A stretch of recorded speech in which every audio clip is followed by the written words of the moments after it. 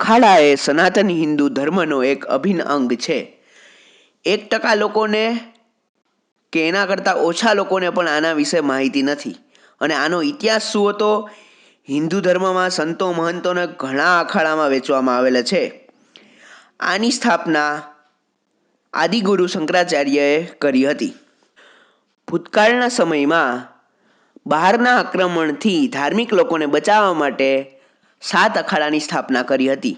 એ 7 અખાડાનું નામ છે મહાનિર્વાણી, નિરંજની, જૂના, અટલ, આહવન, અગ્નિ અને આનંદ. આની સંખ્યા વધીને 13 થઈ ગઈ છે. કોક શૈવ માન્યતાને માને છે, તો કોક વૈષ્ણવ, તો કોક આદિરીન. આ અખાડાઓ કુંભ અને અર્ધકુંભ મેળામાં ભાગ લે છે. અખાડો શબ્દ મલ્લયુદ્ધની રિંગ માટે વપરાય છે.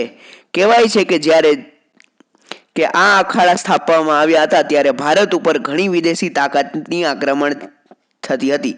ત્યારે આ સંતો આ અખાડાઓમાં જ્ઞાનની સાથે શસ્ત્રની શિક્ષા પણ દેવામાં આવતી હતી.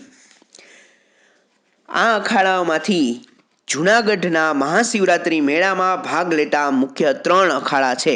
એમાંનું સૌથી મોટામાં મોટો અને મેઇન અખાડો છે જૂના અખાડા, બીજો અખાડો છે આહવન અખાડા અને ત્રીજો અખાડો છે અગ્નિ અખાડા. તો ચાલો આપણે આ ત્રણેયમાંથી સૌથી મોટા અને ઇતિહાસની દ્રષ્ટિએ સૌથી મોટો અખાડો એટલે કે જૂના અખાડા વિશે જાણીએ. જૂના અખાડા વિશે વાત કરીએ તો જૂના અખાડાની સ્થાપના સન 1145માં થઈ હતી. એનો પહેલો મઠ ઉત્તરાખંડમાં કર્ણપ્રયાગ હતો. આ અખાડાના સાધુઓ મુખ્યત્વે શિવ, રુદ્ર અવતાર, ગુરુ દત્તાત્રેય વગેરેને ભગવાન તરીકે માને છે. આ અખાડાને ભૈરવ અખાડા તરીકે પણ ઓળખવામાં આવે છે. આ અખાડો એ સૌથી મોટો અખાડો છે. આ અખાડિયામાં સાધુ સંતોની સંખ્યા 4 લાખ છે અને આ અખાડા સાથે દેશી તથા વિદેશી ભક્તો જોડાયેલા છે, જેની સંખ્યા 4 કરોડથી પણ વધારે છે. આ અખાડાનું મુખ્ય મથક બાબા હનુમાન ઘાટ વારાણસીમાં આવેલું છે. વાત કરીએ આપણે બીજા અખાડાની કે જે જૂનાગઢ મહાશિવરાત્રિ મેળામાં ભાગ લે છે, એ છે આહવન અખાડા. આનું મુખ્ય મથક દશાશ્વમેધ ઘાટ વારાણસી ઉત્તર પ્રદેશમાં આવેલું છે.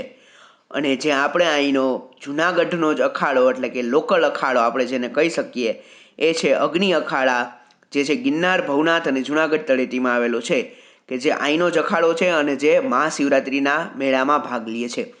તો આ હતો જૂનાગઢ મહાશિવરાત્રિના મેળામાં જે અખાડાઓ ભાગ લે છે એનો ઇતિહાસ અને માહિતી. તો આશા રાખીએ છીએ કે તમને આ વિડીયો ગમ્યો હશે. જો તમને આ વિડીયો ગમ્યો હોય તો વિડીયોને લાઇક કરો, વધુને વધુ શેર કરો અને ચેનલને સબસ્ક્રાઈબ કરવાનું ભૂલતા નહીં.